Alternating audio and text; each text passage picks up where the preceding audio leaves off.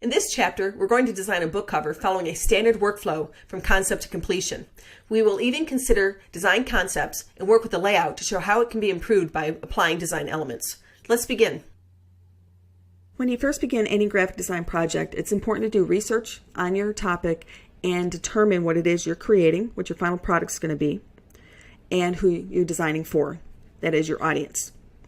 In our case, we're going to do a scenario where we are designing a book cover for the story The Secret Garden. This is a story that was written back in 1910. One thing you would probably do first is familiarize yourself with the story so that you have some concept of what the story is talking about and what's being told, so that when you design your cover, it kind of gives a peek into what the story is. In our case, we're actually going to design the book cover two ways. We're going to design it for a young audience of elementary school age children, and then we're also going to design it for young adults to early 20s.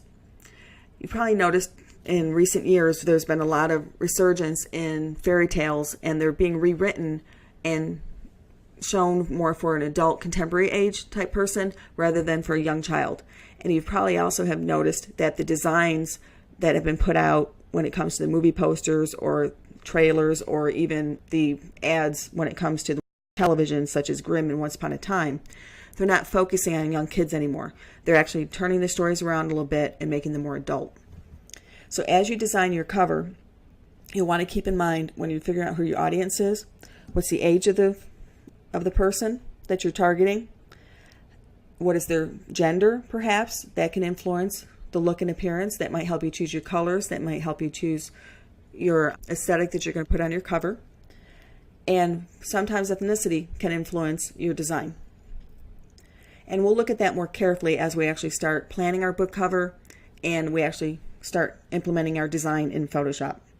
We see a cover here, the original cover for The Secret Garden. The Secret Garden is the story of a young girl whose parents have died of cholera, and she's sent to live with her uncle in Yorkshire.